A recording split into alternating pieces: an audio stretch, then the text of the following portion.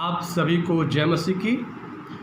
परमेश्वर का धन्यवाद हो उसकी दया के लिए जो सदा काल की है और जो हम पर हमेशा बनी रहती है। मेरे प्रियो, मैं आज आपके साथ में मसीही जीवन का सार निचोड़ बताना चाहता हूँ, मात्र 2 शब्दों में, जिसका आधार हम बाइबल के कुछ भागों से पाते हैं। पहला हिस्सा जो मिलता है हमको, पहला कुरिन्थियों 12 अध्याय उसकी 25 से 26 से 27 में, जहाँ ऐसा दिया है, ताकि देह में फूट न पड़े परंतु अंग एक दूसरे की बराबर चिंता करें। इसलिए यदि एक अंग दुख पाता है तो सब अंग उसके साथ दुख पाते हैं, और यदि एक अंग की बड़ाई होती है तो उसके साथ सब अंग आनंद मनाते हैं। इसी प्रकार तुम सब मिलकर मसीह की देह हो और अलग अलग उसके अंग हो। मेरे प्रियो, यहाँ साफ साफ दिया है कि सब अंग मिलके रहें ताकि उसमें फूट ना पड़े। मिलके रहेंगे, एक साथ रहेंगे तो क्या करेंगे? एक दूसरी चिंता करेंगे। परमेश्वर चाहता है प्रियो कि हम सब, जबकि जितने लोगों ने प्रभु यीशु मसीह को ग्रहण किया, इस मसीह पर विश्वास करने के द्वारा, उसकी कुर्बानी पर विश्वास करने के द्वारा हम मसीह की देह के अंग बन गए हैं, परमेश्वर राज की वारिस हो गए हैं। सो हमारी ये जिम्मेदारी है कि हम आपस में एक दूसरे अंग की चिंता करें। बाइबल में दिया है, जैसे एक अंग दुख पाता है तो उसके साथ सब अंग दुख पाते हैं, अर्थात वो एक दूसरे दर्द को एहसास करते हैं, महसूस करते हैं। मेरे प्रियो, मसीह जीवन का जो सार है, 28 साल का जो मेरा अनुभव है और जो मैंने पूरी बाइबल का अध्ययन किया, उसका निचोड़ है वो ये है कि हम आपस में केयर करें, एक दूसरे की केयर करें। अभी जो समय हमारे देश के लिए, पूरे विश्व के लिए उतना अच्छा नहीं है। कोरोना वायरस कोविड-19 के चलते पूरा भारत विश्व संकट के दौर से गुजर रहा है।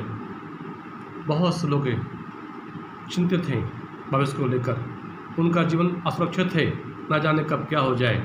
यहाँ तक कि अच्छे लोग जो अच्छे विश्वास कहलाते हैं, विश्वास में कहला मौजूद होते हैं, वो लोग भी हिलाए जा रहे हैं। प्रियो, हम उनकी केयर करें, आत्म जीवन की, शारीरिक जीवन की, भौतिक जीवन की, जो हमसे हो सकता है उनकी केयर करें। उनका दर्द हमारा दर्द हो जाए, उनकी सिचुएशन को हमें एहसास करें, कैसी उनकी हालत है, कैसे उनका घर चल रहा है, क्या उनके साथ बीत रही है। हम क्या कर सकते हैं इस टाइम में? विचार करें, केयर करें। सो प्रभु हमारी सहायता करे कि हम एक ही देह के अंग होने के नाते, यहाँ साफ साफ दिया है, जो हमने पढ़ा है कि हम सब मिलकर एक ही देह के अंग हैं। प्रयोग 27 में, तुम सब मिलकर मसीह की देह हो। तो हम सब एक ही देह हैं, संग मिलके, तो सब अंगों की आपस में हम चिंता करें, केयर करें। तो पहला शब्द है जो बहुत ही महत्वपूर्ण है, वो है केयर। प्रयोग उसके अलावा जब हम दूसरा शब्द देखते हैं जो बहुत ही महत्वपूर्ण है हमारे मसीही जीवन के लिए, आत्म जीवन के लिए, वो है जो मिलता उसका आधार बाइबल में प्रेरितों का 4 अध्याय उसकी 32 से जो हम पढ़ते हैं, तो वहाँ ऐसा दिया है, विश्वास करने वालों की मंडली एक चित्त और एक मन की थी, यहाँ तक कि कोई भी अपनी संपत्ति अपनी नहीं कहता था, परंतु सब कुछ साझे में था। प्रेरित बड़ी सामर्थ्य से प्रभु यीशु के जी उठने की गवाही देते रहे और उन सब पर बड़ा अनुग्रह था। उनमें कोई भी दरिद्र न था, क्योंकि जिनके पास भूमि या घर थे वे उनको बेच कर बिकी हुई वस्तुओं का दाम लाते और उसे प्रेरितों के पाँव पर रखते थे, और जैसी जिसे आवश्यकता होती थी उसके अनुसार हर एक को बांट दिया करते थे। वे लोग क्या करते थे? बांट देते थे।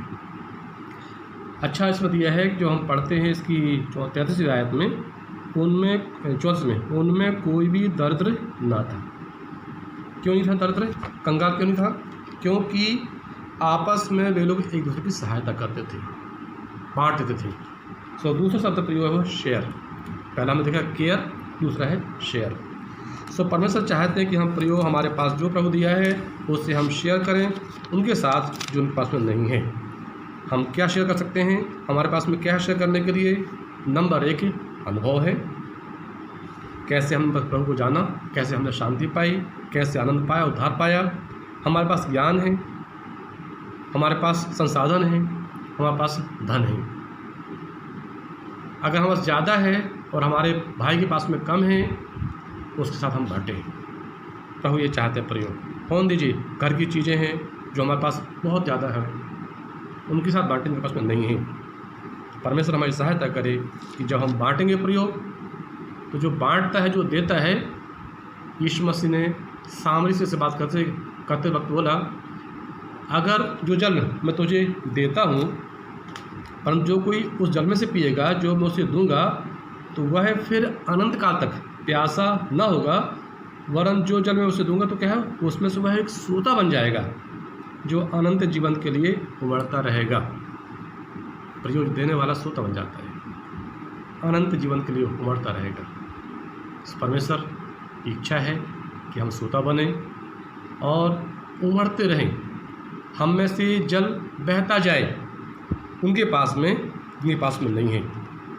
जल की, सोते की खासियत ये होती है कि वह निरंतर बहता रहता है, अपने पास में कुछ नहीं रखता है। चूँकि वो बहता रहता है, उस पर फ्रेशनेस रहती है, ताजगी रहती है, ताज़ा जल रहता है उसमें, चूँकि वो बहता रहता है। अगर वो बासा हो जाए, खट्टा हो जाए, तो उसमें बदबू आएगी और वो सोता नहीं कहलाएगा, उसका अस्तित्व भी खत्म हो जाएगा।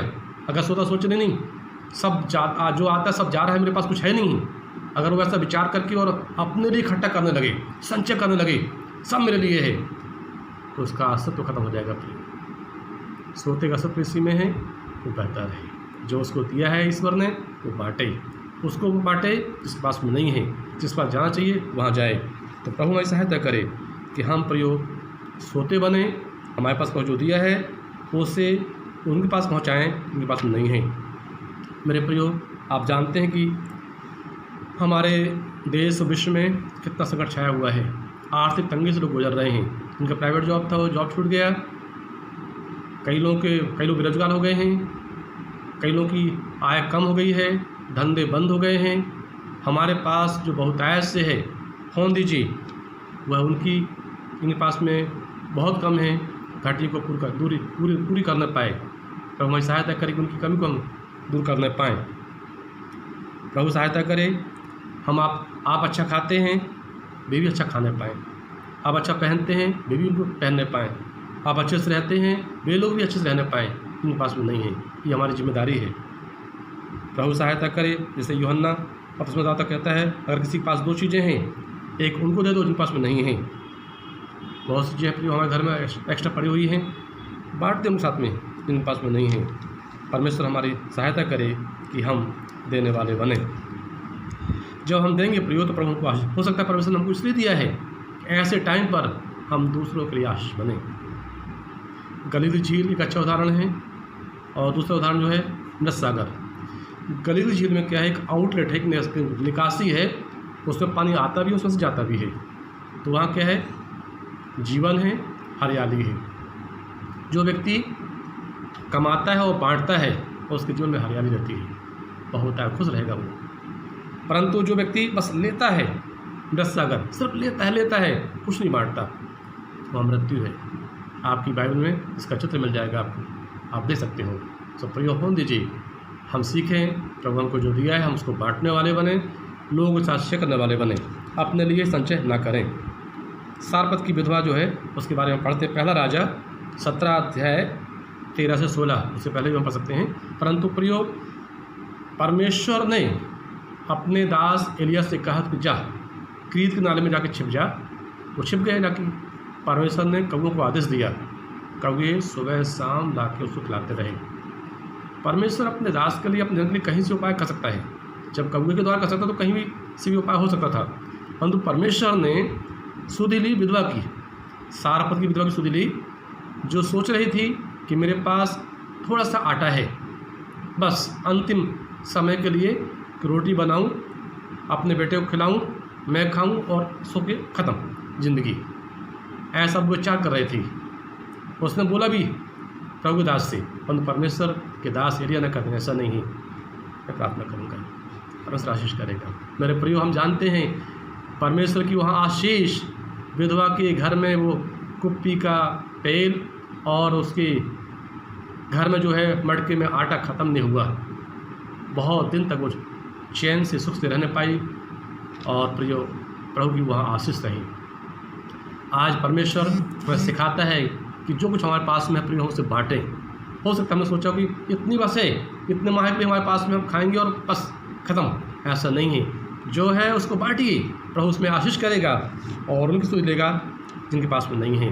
सब प्रियो होने दीजिए, हमारे पास जो कुछ भी है उसको हम बांटें। हो सकता है कि आप पैसे वाले हों, फैक्ट्री के मालिक हों, कंपनी के मालिक हों, स्कूल के मालिक हों, इंजीनियर हों, डॉक्टर्स हों, अधिकारी हों, सरकारी कर्मचारी हों, आपके पास बहुत ऐसे आता है।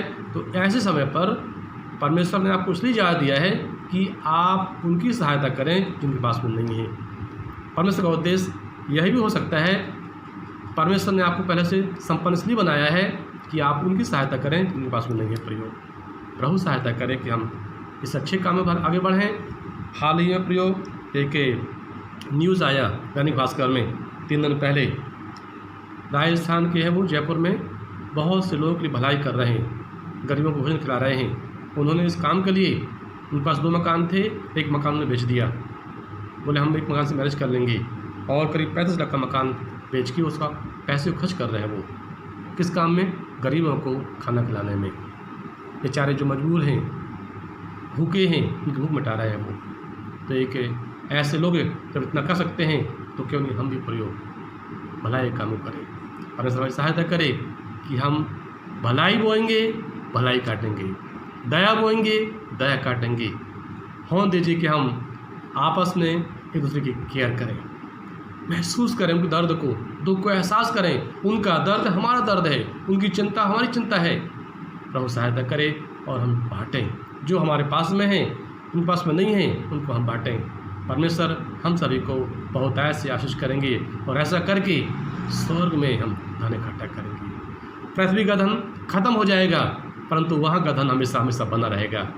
वहाँ कोई चोर नहीं पहुँचेंगी, वहाँ काई नहीं रहेगी। सो ऐसा करके हम स्वर्ग में धनी बन जाएं। जब वहाँ जाएं तो हमारे अकाउंट में अच्छा बैलेंस रहने पाए। परमेश्वर आप सभी को बहुत ऐसे आशीष दें। धन्यवाद।